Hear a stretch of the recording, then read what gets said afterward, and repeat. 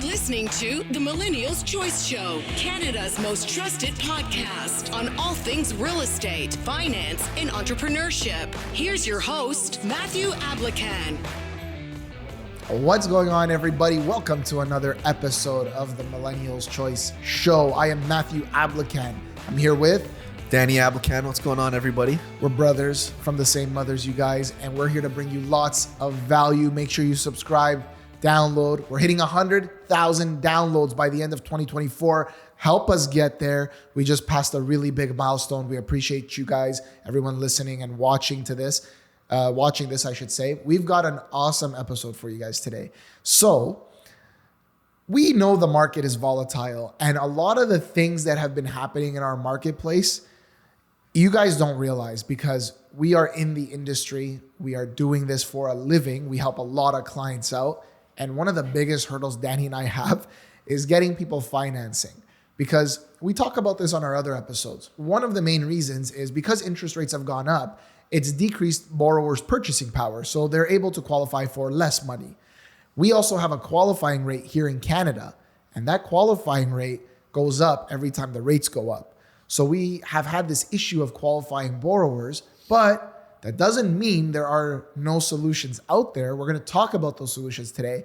And there are lenders coming to the market in Ontario from other provinces. These lenders want to capture market share. So not only has it been difficult from a qualifying rate perspective, but also lenders here are saying, hey, we don't know what's going to happen with the market. Maybe the market's going to correct itself. Maybe it's going to crash. So you know what? We're not going to give as much money as we once would. If we would give $100,000 on this property this time, even if the borrower qualifies, we're only going to give $80,000. They scale back. What that means is they lower their loan to value. So how do you circumvent that? You guys that bought pre-construction in 2019, 2020, how do you circumvent this? How do you, if you are in a financial turmoil, you have trouble, but yet you bought this property, now you want to assign it, you want to get out of the deal, but you have no luck there. What can you do? There are lenders out there that are going to give you even your equity. So let's say the property has appreciated since the time you bought it on the day of closing. We're going to get into that. Also, flippers, you guys who buy property, those properties are junk, absolute junk, but yet you're going to make it into this beautiful, gorgeous gem and flip it for a profit. We have lenders that will give you the mortgage based on your after repair value, also known as ARV. So what does that mean? It simply means as investors, you guys can walk into a deal, close it with very little money out of your own pocket, if anything. And in some scenarios, you might even get some money back. So we're going to explore all of these options. And what are your thoughts on that, Danny? I'm excited to unpack this because a lot of people that are listening to this might not know that any of this is possible. And it happens, I don't know if it happens to you, but it happens to me very often when I'm talking to people, whether it's about pre-construction or any of these other things. They don't know that these solutions are available to them. They just think, well, if I don't get approved at the bank, what do I do? I'm kind of stuck. That's not the case. There's actually so many potential options. Let's say, like Matthew said, if you can't assign it, especially in this kind of market, it is very difficult to assign units, right? Where a lot of people are uncertain about what's going to happen. They don't want to buy. They kind of want to wait. Demand's been curbed on the side a little bit. We have a lot of good opportunities for people where they can go to these different lenders and provide them with the solutions they need. Even if it is just for temporary purposes, they have really good options. And I'm excited to go into them. Yeah. Which one you want to talk about first? Well, I think we should clarify for our audience. We've talked about this on a number of different episodes, but I think the audience deserves to know what is available to them in terms of lending options. So just very, very high level. If you guys want a more detailed breakdown, go check out one of our earlier episodes where we discuss this. But basically, what lenders are available to you here in Ontario? What are your options for any property type, not just pre-construction? If you buy resale real estate, so something that's already built, what are your lending options? Who can you go to? So I think let's give them an overall view of the lenders, the types of lenders, and who they kind of cater to. And then let's get into some specific programs that I mentioned opening up the show. How about that? I like that. Let's do that. Awesome. Let me jump in. Start us off, yeah. Yeah, let me start us off. So we're going to base it off of the alphabet, okay? There's A, B, and C. 3 types of lenders. A lenders, very, very simply put, they typically give you the best rate. And those lenders are typically the Schedule A banks that you know and see. You know them. They're on every street corner. Pick a color, green, blue, red, purple. If I'm missing one, you get the idea. Those are the A lenders. Obviously, you need to have triple A credit. Chances are no bankruptcies, no consumer proposals. Your score should probably be over 660, 680, triple A, okay? If you're in business for yourself and you write off a lot of stuff, these are not the lenders for you. Yeah. This is for the salaried person, triple A, even business owners that have high income, that even after their expenses show a really high net income on their financial statements. These are the triple A's of the world. Now, those aren't just limited to the banks that you see. If you could go to them, but also if you go through a mortgage agent or a mortgage broker, they can get you into those banks, but they also have lenders that don't open up offices on every street corner. They just prefer to deal with mortgage agents and brokers. They are still classified as a Schedule A or a monoline lender on the A side, okay? So those are the best of the best in terms of the rates. It doesn't get any better than that.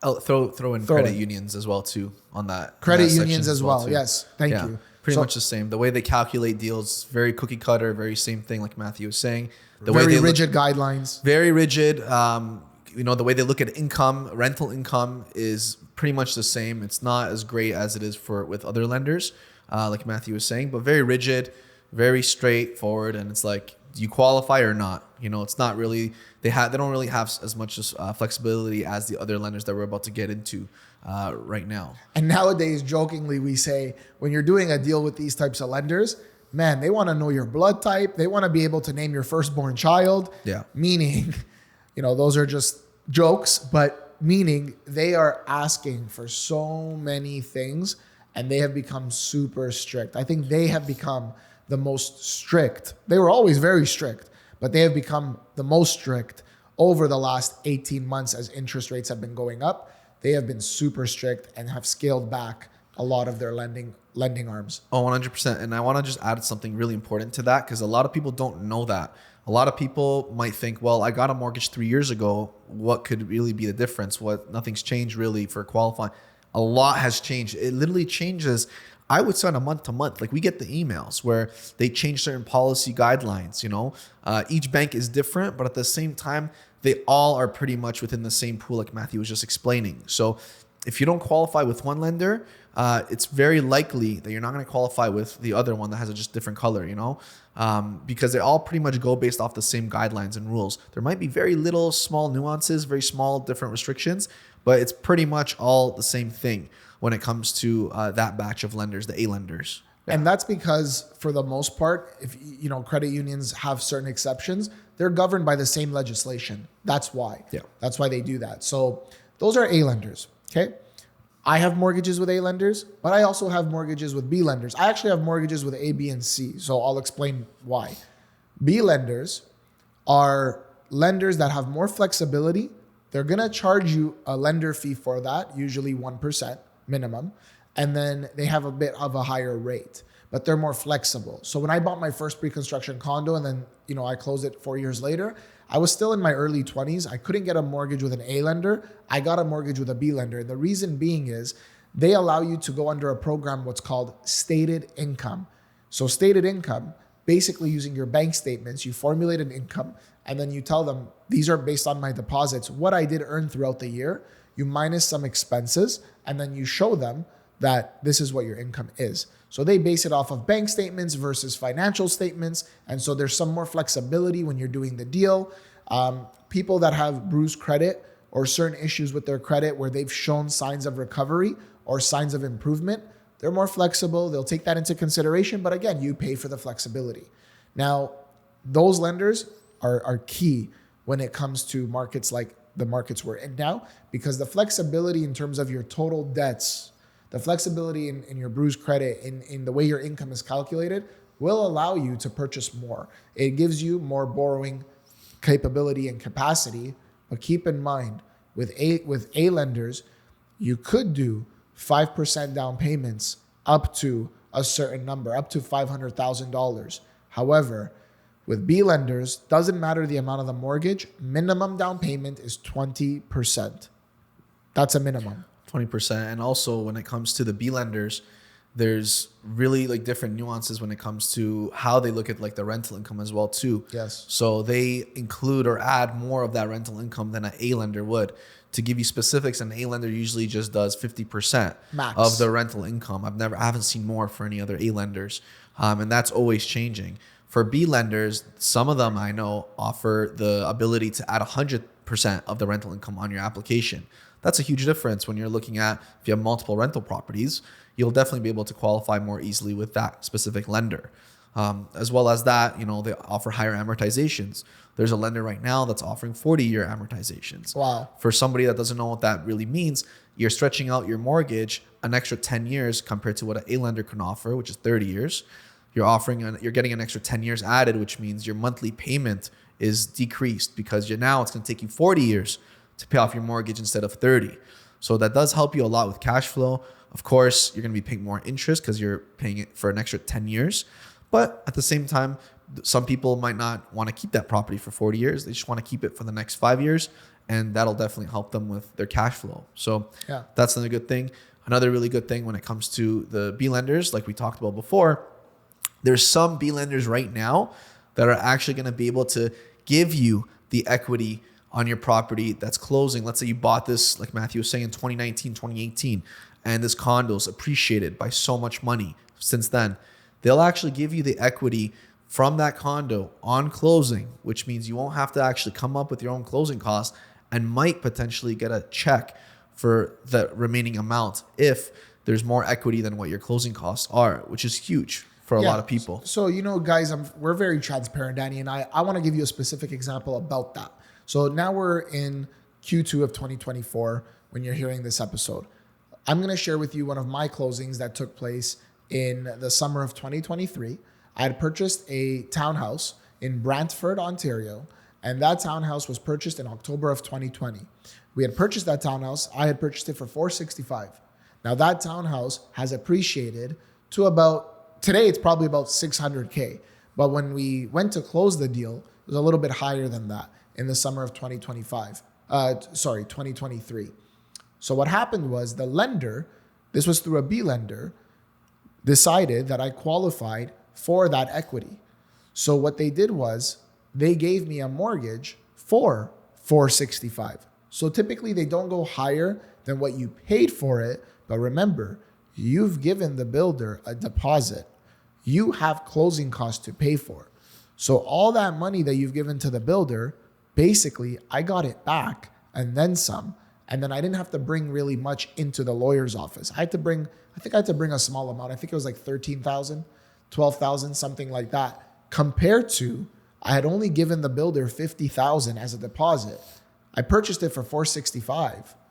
So think about that. That's only $50,000. That's almost 10%. What did we just mention about B lenders? They require a minimum 20% down payment. So how do they go around that? Because they appraised the property. The property went up in value. And so they'll give you up to a maximum of your purchase price. Which is 100% financing on your original purchase. On your original purchase, it's 100% financing. So now, because I've given the builder $50,000, I have a credit of $50,000. So they're going to give me $465,000. That's what they did. And now the lawyer is looking at all the documents saying, okay, the down payment's there. It's covered already. Now you have a $50,000 credit and your closing costs are X amount. So as a result, you need to either bring in this much money or you're good or here's some money back. And in that case, because it's a rental property, I had to pay some HST, which I collect later, which I'm waiting for as we speak. It should be here any day now. Thanks, CRA.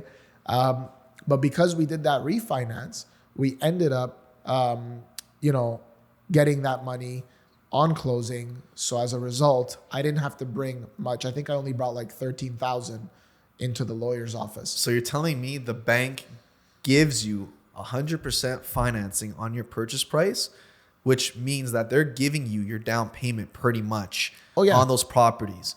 That's insane. I have no money in the deal. I was just going to say, how much money you got in the deal in that situation? Nothing. I actually got money back. So when I get the HST back, which is about 24,000, I think I don't have it in front of me, you guys, but I'm pretty confident I only brought in 12,000 to the lawyer's office to close the deal. So remember, I've given the builder 50 as a deposit. Then you have closing costs. Those are expensive. And then the lawyer asked me just to bring in 12,000 instead of bringing in maybe 80. I think the total was actually 80,000. I only brought in 12. Now that included my HST rebate, meaning when I rent the property out and I get the HST rebate back, it's about 24,000 bucks. I've only brought the lawyer in 12.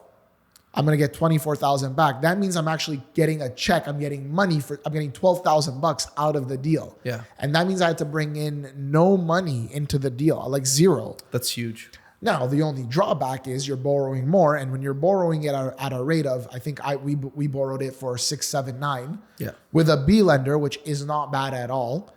Your payment's higher. But again, I pulled out the money. So that's going to pay for itself. Obviously, after a couple of years, if rates come down, I'm going to refinance at a lower rate. I'm not going to borrow more money. I'm just going to refinance at a lower rate. Rents are going to be higher. And you win. But the key here is I didn't put any money in the deal now. So as a result, my tenant is paying for it, even if I have to pay a little bit out of pocket every month. But I didn't have to come up with 80,000. That was the total. In fact, I'm going to be getting a surplus back of 12,000. That's a major difference, you guys. That's 92,000 in my pocket that I can go do another deal with. That's huge. Huge. A lot of people might be like, well, I don't want the higher mortgage. I'd rather just pay the money out of pocket. But if you really think about it, in this case, specifically with you, I think it's way better that you didn't have to come up with an extra $90,000.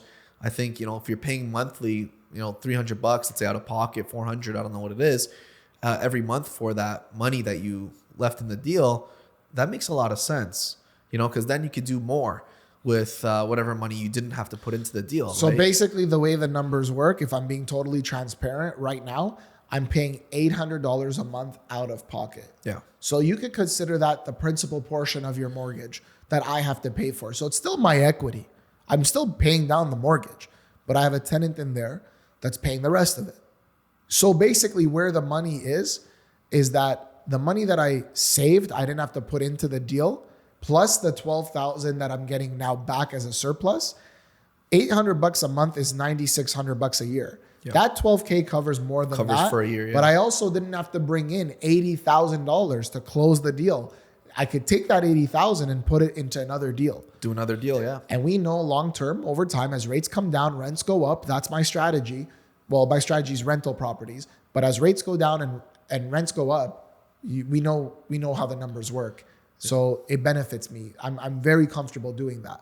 You may not want to do that, but the point is that the B lender gives you that flexibility where you can afford more, borrow more, and at the same time have a longer time to pay it off. Once rates come down, that mortgage payment's going to go down significantly once rates go down. And as you know, over time, rents traditionally go up as well. Absolutely. And like you just said, you're going to wait until the rates come down, which they are going to be coming down soon, I'm sure.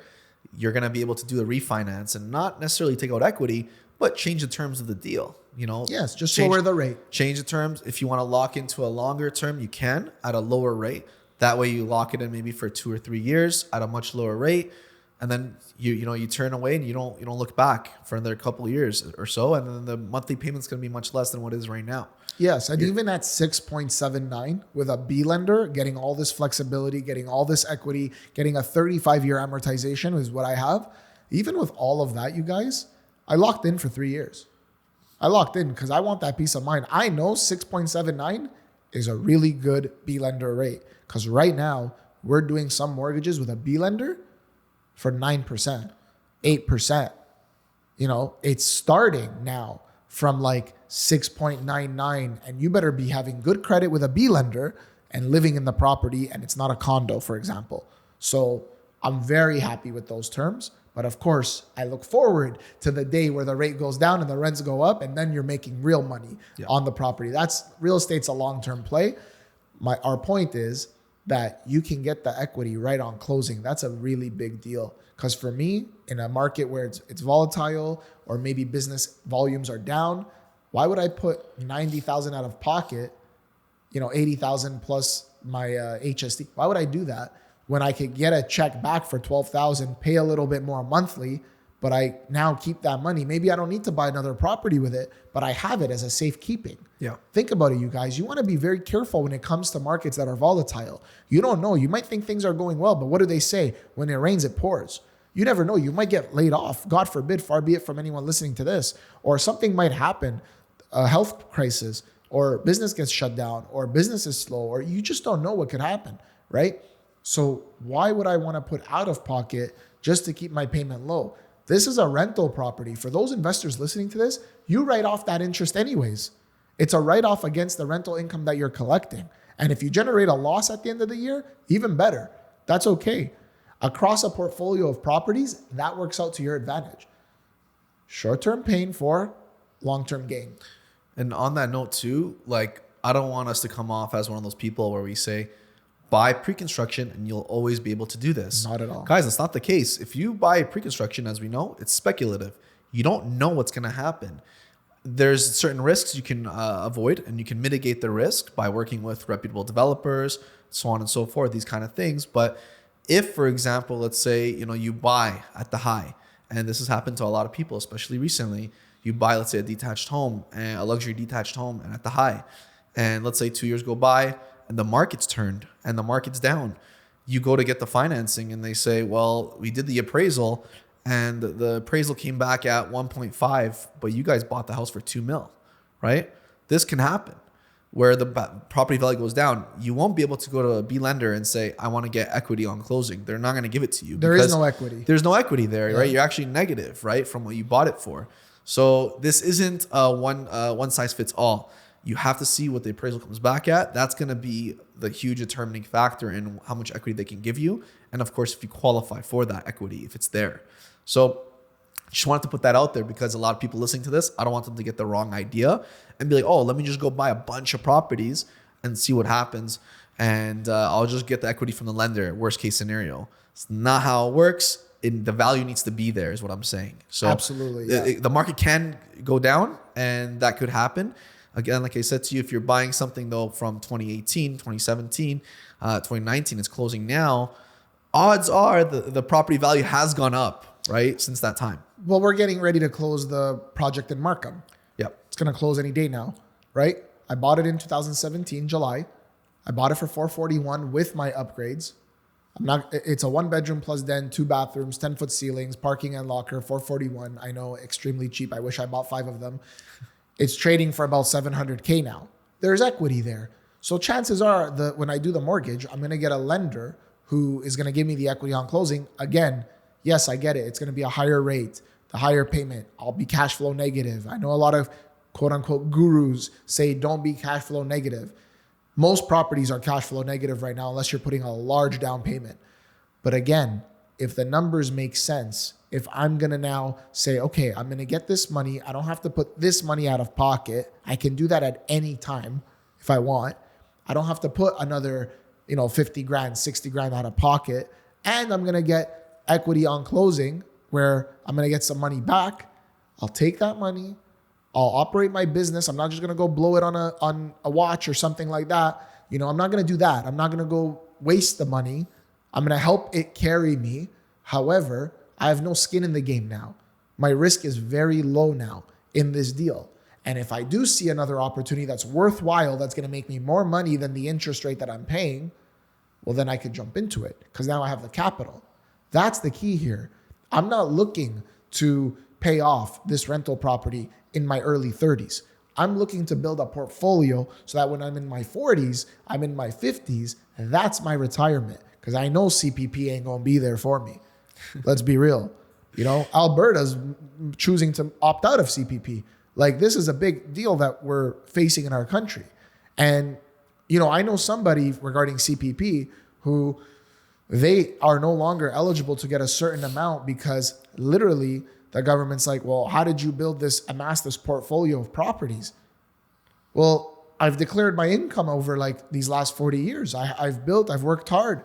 Yeah, well, you know what? We're going to cut your CPP in half. That's what they told them. Wow. And what's your CPP in the first place? $2,000 a month, $3,000 a month? I know it's based on a few things. How much you put into it. Yeah. But really? How much you think they're going to give you $10,000 a month? Like, it's not going to work. Even if they did $10,000 a month, as bad as this sounds, $120,000 a year, it's really hard to live on in Canada. So create your own retirement. And on that topic, A, B lenders, right? That's pretty clear now. So now there's a C lender option.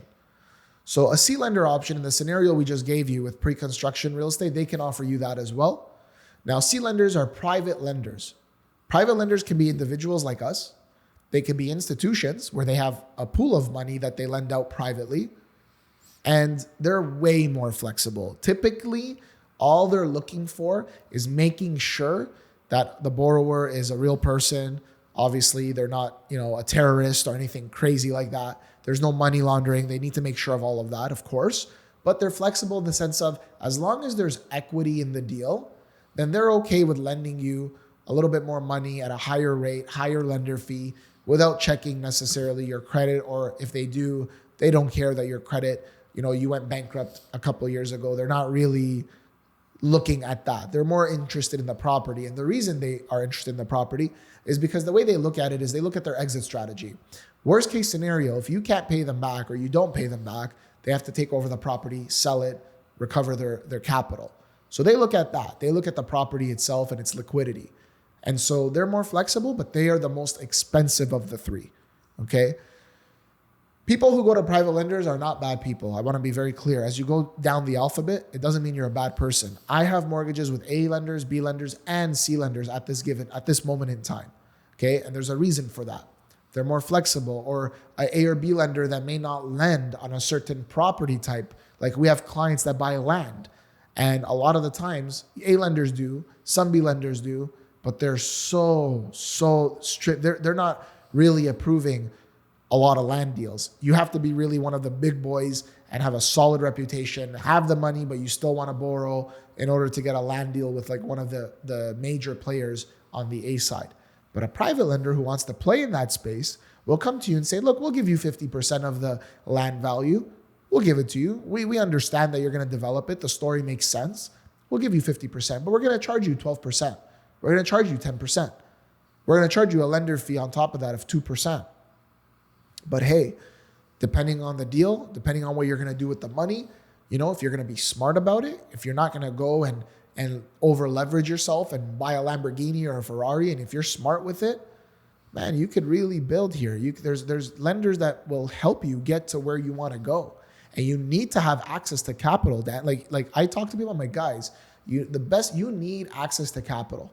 That's the best thing you can do. And then if hey, I can, worst case scenario, go to this private lender because I'll create equity, I'll build equity, or something will happen, or I'm buying this piece of land for, I don't know, $400,000, a small parcel. I'm going to buy it for $400,000. I have the cash to do it.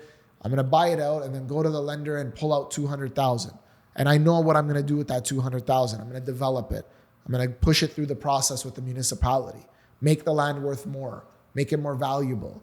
If you do that and you have a plan, why not? These are partners. These are potential partners. They're really good potential partners. And just giving a real life example, we had a client one time. He bought pre-construction for a condo in Toronto, really good property. Long story short, it appreciated a lot. And when we were going to help the client with the financing with an A lender, long story short, his father was going to co-sign with him and help him. The father lost his job, couldn't get a new job in time for the closing. What ended up happening? Well, he had a couple options. Not close, and the builder keeps his deposit and takes the property. And the deposit sue him. And the deposit at that time was $36,000. Yes. Or he had the option of getting financing. Now he couldn't qualify with an A lender, like Matthew was saying, a B lender, but there were options for a C lender. So we brought our client to the C lender, made sure that the mortgage was an open mortgage, which means once he pays out the mortgage, there's no penalty to break that. Okay. Mm-hmm. The client paid fees. Okay. The interest rate was high. At that point, it was like 8%. Not that high when you're looking back now, but 8% or so. And what ended up happening, we helped the client close with the builder, which is huge. So he kept the property that was worth, I think there's about $150,000 of equity, or if not more. After they sold it? This is after. After they sold it and paid all their fees, they put about $150,000 in their pockets. Yeah. So not only didn't they didn't lose their down payment, they made about 150 grand After closing. After commissions, after fees, and after everything. And when Danny says 8%, I remember at the time, the interest rate was actually about 5%, because we got them a solid deal with a private lender at that time. Oh, wow, 5%? But because of the lender fees and broker fees, it went up to 8% if you calculate it that way. Yeah. But again, somebody that lost their job, there's no way they're going to qualify. The builder's going to keep their deposit, sell the property for more money, and sue them for any kind of marketing costs they incurred. We helped them close, and Danny put them in an open mortgage. And as a result, when they sold it, so they closed the deal, they got the keys, we listed it for sale for them, because you guys know our core pillar is real estate. And then we sold it for them pretty quick, I think within 3 weeks, closed the deal, paid back the private lender. These people put $150K in their pockets. And what that did for them is that now that they've been, like the dad's unemployed, the son, he's going through a rough time, they have $150,000 that can keep them going until they get back on their feet. That's big. It's huge. So going back, it's one of those things where you're not guaranteed for a property to go up in value, but like we always talk about here on the show, supply and demand, guys. A lot of people are coming to the country. They're not building anywhere near as much houses that we need, right? Everyone needs a place to live, right? So there's always going to be, I think, this discrepancy when it comes to, how much people there are in the country and how much available supply there is. It's always going to cause the prices to go up over time. Like we said, it's a long-term game. Long-term game. So keep that in mind, and there is always options. I love talking about this stuff because whenever I talk to people about it in real life, in person, they're just like, what? Like, you can do that? Like, you're allowed to do that? There's those options? I never even thought about that. I hear about this every single time I talk to somebody about pre-construction. They're just like, wow, I never even knew that was a thing. So, now that's pre-construction, but quickly jumping into the flippers. We have a lot of people in here. They may not agree with our investment strategy where we buy and hold. That's okay. Flipping is one aspect of the business. So here's how a flip works. You buy something that needs a lot of renovation. Sometimes it's a complete gut job, but you know that if you buy it for X amount of dollars, you put X amount of dollars into the renovation, you could potentially flip it for more money and make a profit. That's what flippers do. And they try to do that several times throughout the year so that they can make a good income. Now, a lot of the times, a lot of people want to do that, but don't have the capital to start. They don't know how to close the deal. They need to pay for renos. They don't know how to do that and come up with that money. And then by the time you do that, it's like, is it worth my time and headache and risk? Some people are deterred from it. We have lenders for flippers who will appraise the property that you bought, which is a complete gut job, let's say, or requires a lot of work. They will appraise it based on the ARV, which is known as the after repair value. So they're basically saying, after you complete the rentals, this is how much we think it is worth, which is basically what you're supposed to be selling it for, essentially, more or less. More or less, yeah. Okay? We know appraisals are typically conservative. We get it. But the bank is telling you that we feel confident that it's going to be worth this much. Okay? So why does that matter to you as a flipper? Well, they're appraising it for an amount that you feel also you're going to get that when you sell it or more. And as a result, they're going to give you the mortgage based off of that appraised value. So essentially, if you do the deal right, if you found a really good deal, we'd have to look at the numbers, but chances are you're not going to have to put your down payment in out of your own pocket because the lender is going to give you the money based on the after repair value. Also, you may be able to cover a good chunk of your renovation cost from that. Meaning you're going to have very little skin in the game.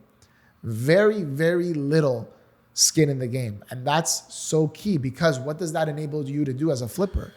It enables you to get into multiple projects at any given time. That way, when you see the opportunity, this is so, so powerful and so key. When you see the opportunity, you don't have to say, I'm so tied up on this deal. I can't do this. I wish I could, but I'm so tied up. I don't know what to do. You can literally take advantage of both deals. And again, the second deal, same thing. After repair value. That's huge. Freeing up your money is definitely the name of the game, like you said, because what if there's multiple really good opportunities that you see a lot of potential in, but at the same time you have a certain amount of equity available, right? A certain amount of money saved. The ARV is going to be huge for flippers, definitely. Especially in this kind of market where, you really don't want to put in too much skin in the game. Rates are higher. There's more risk. So the less money you put in, the better it is. And obviously, the more properties you're able to collect, that's where you're actually able to mitigate your risk. Especially if you're buying properties in different locations, there is less risk the more it's spread out, right? Yeah, and we know what we're going to hear next from a lot of people. A lot of people are going to say, yeah, but what's my interest rate? Guys, if you are getting into this as an investment, interest rate matters. However, you need to understand numbers more than just the interest rate. So someone who's getting a private mortgage with the after repair value program, let's just say, they're going to give you an interest rate of 12%. 12%? You're nuts. Well, I would never do that. Whatever. Listen to me. It's 12% for the year. Total. Simple interest. Meaning, divide 12 by 12 months. That's 1% a month of interest you're paying. 1%. Way cheaper than your credit cards, ladies and gentlemen. Way cheaper than your lines of credits. Way cheaper. How it works is the loan is open. Meaning once you pay it back, so you buy the property, you renovate it, you list it for sale, you sell it, you close the deal. Once you pay back the lender, they're not charging you a prepayment penalty. That is big. That is so big for you. And the sooner you renovate, the sooner you sell, the less interest you pay. So let's say that whole process takes you 5 months, 150 days. You buy the property, you close it. Let's say you take 60 days, 2 months to renovate it. That's more than enough time. Yeah. Because I've done that too, but I don't flip them. It doesn't take 60 days. And then you list it for sale. And by the time you list it for sale, sell it, and then close the deal. Someone buys it from you and says, we're going to close it 60, 90 days later. Let's say that's 90 days. That brings you up to 150 days. That's 5 months. Okay. That means you only paid 5% interest total on the loan, on the overall loan. 5% interest is nothing, and they qualify you very easily. It's all about the after repair value and the equity in the deal. And the thing is, this enables you to now turn over more properties. You can jump in and out of deals very quickly, cost effectively, without the headache of, oh my gosh, I got to give my notice of assessments. I got to give my T1 generals. I got to give my business financials. I got to qualify. I got to make sure my credit is the best without all of that headache. As long as you know what you're doing in terms of the property you're buying, the location, what it's going to be worth, how to renovate it, how to keep your budget low and renovate it properly, you're going to make money. And you want these lenders on your side. You do. You want the lenders on your side, but at the same time, you want to work with the right people too. Of course. Because when Matthew's talking about it being open, like we structure it that way though. Not every lender that offers the after repair value product or program is going to do that for you. They're not going to necessarily keep it open. So that's one of the steps that we take when we're helping clients with this. We make sure that it's the right terms and service for the actual client, depending on the situation. A lot of brokers do not necessarily, keep an extra eye to detail and say, okay, this is how we're going to structure this deal with the private lender. We need to make sure this is open for this client, blah, blah, blah. Here's the exit strategy. A lot of mortgage brokers don't necessarily do that. So you got to work. Why do you think that is? You think it's a combination of things like, one, they simply are scared to ask the lender, and two, maybe they just don't know any better and they're not investors and they don't know what an investor is looking for and how to structure a deal? I think it could be a combination of that. I think a lot of the brokers, and again, I'm not here trying to, blanket everyone. All I'm saying is there's some brokers out there that, may not want to be completely open with the lenders that they're working with and might not actually be telling them the exit strategy of the specific transaction for whatever reason. I'm not sure why they wouldn't want to. Maybe they'll think that they'll charge them a higher interest rate when they think they're going to flip it, whatever the case is. But yeah, there's a lot of times where they're just too scared to go and ask them for that. They think they'll kill the deal or whatever the case is, or just say no. So it's one of those situations where there's mortgage brokers that don't even tell their clients that, hey, there's a penalty of 3 months interest to pay, which could be a lot depending on the loan amount. So you end up paying maybe $10,000 to break the mortgage. That's a lot of money when you're talking about a flip. Like we just said, people try to do maybe 6, 7, 8, or 9 flips, and then that's their annual income. If you're paying 13 grand out of pocket or 10 grand out of pocket for something you didn't anticipate, that's a huge, you're burning a lot of money, right? In that situation. So you have to work with the right people is what I'm saying. And people that have done this and people that have those relationships with those lenders, because not every mortgage broker has the same relationships as another mortgage broker. This is true. That's really huge too. That's why we network. That's why we meet lenders. That's why we go out there. That's why we create a brand. The brand is so important because they recognize you afterwards. Exactly. You know, it's the difference between individual agent that's getting part of a really big brand, but unfortunately they're not branding themselves within that brand properly. And then us, because we have our own brand that we're grinding, working, and builders, lenders, clients, they love that. It's the difference between a Nike and a no-name shoe product, or a Starbucks and a no-name coffee brand. A lot of the times that brand gets you places and gets you in the door that otherwise you wouldn't be able to do, right? We see it with our YouTube channel, on our podcast. We're getting big brands come to us and say, we want to be a partner with you guys. We want to do this and that with you guys. We're just being very cautious and selective with who we bring on because, we don't want to sell out at the same time. But being able to create a brand that people like and trust, and there's a good reputation, people want to do business with you. That's naturally how it works. And so we are able to get access to certain programs that a lot of other brokers and agents don't. Not everybody, some do. We're not the only ones, but a lot of the times that's what the difference is. That's why you work with someone who's built their reputation, who's investing in their business. And I know a lot of agents and realtors, mortgage agents, mortgage brokers, realtors won't want to hear this, but that's why you want to work with somebody who's full-time into this career, not someone who's part-time. You know what happened, just as a side note, and we'll wrap up. Somebody that I scheduled a meeting to meet with him to potentially join our team. Now, learning from experience, I scheduled the meeting and then I said, can you please provide me more information about yourself that, I could look into, not just where you currently are and why you want to leave and whatnot. And this was on the mortgage division, not on the real estate side. And he said, absolutely, here's my LinkedIn profile. I'm like, oh, okay. It doesn't even have a website, but it shows to me the level of commitment.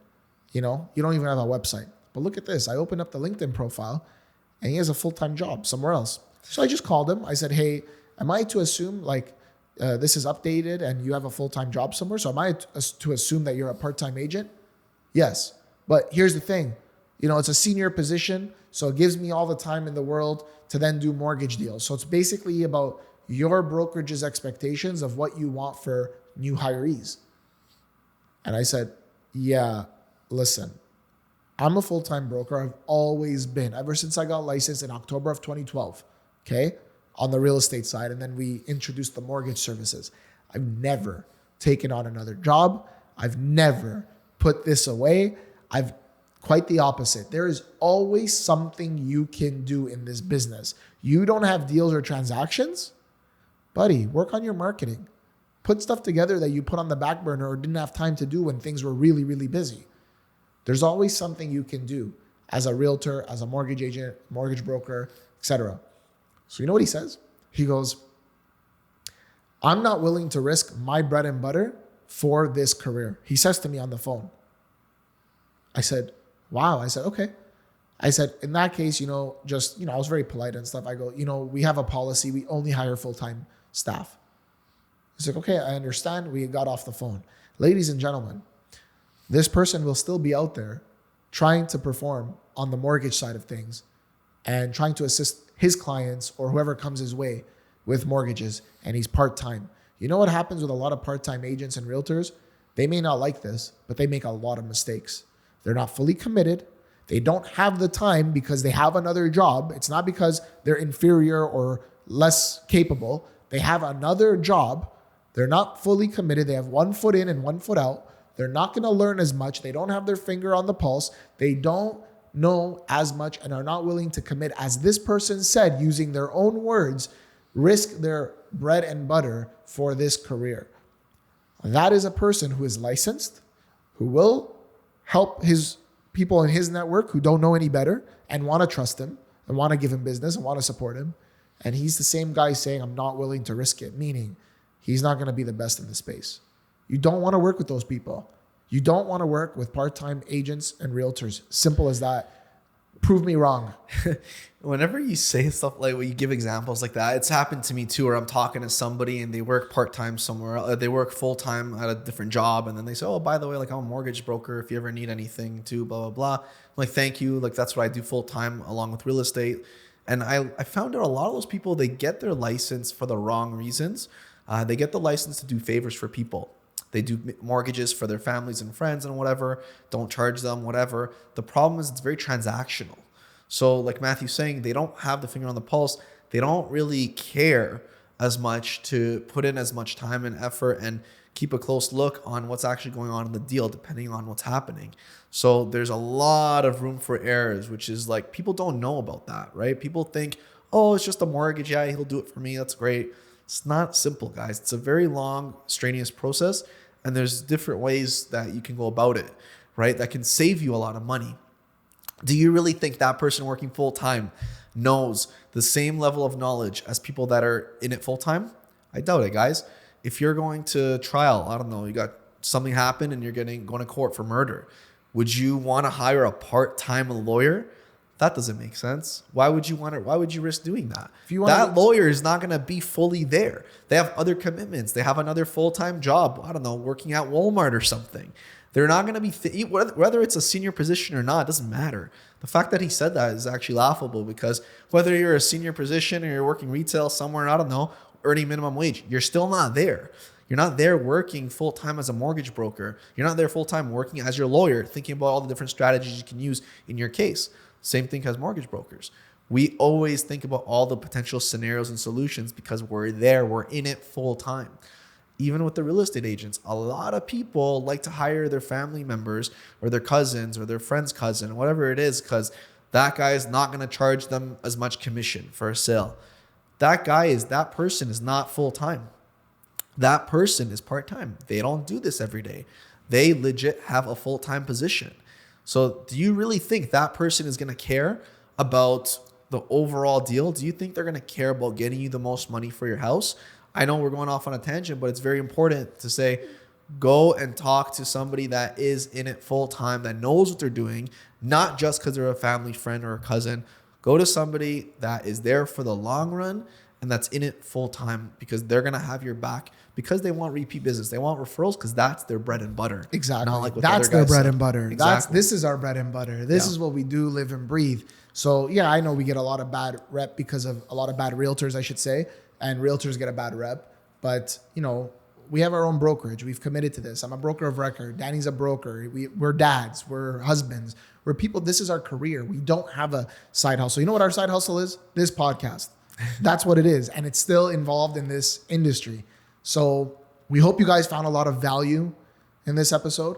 And, you know, maybe we should record an episode on part-time agents and things like that, so our audience can get a better understanding of the main differences and I'd love to. Things like that. Make sure to smash that thumbs up, guys, that like button. Make sure to hit that notification bell so that you get a notification whenever we drop a new video. And make sure to comment, guys. We do read the comments, and make sure to share it with a friend. If you know somebody that wants to get into the market or that is looking to be a flipper full-time or part-time, let them know about us, guys. We can add a lot of value. And like Matthew said, we're in it full-time. So we appreciate you guys supporting and listening to this. And if you stayed all the way to the end, we love you guys. We appreciate you guys. Let us know. Awesome. Let us know that you stayed to the end. We appreciate it. Tell us what we said about the bread and butter, about that part-time agent. Yeah. So guys, thank you again so much. And until next time, we're out. We're out, guys.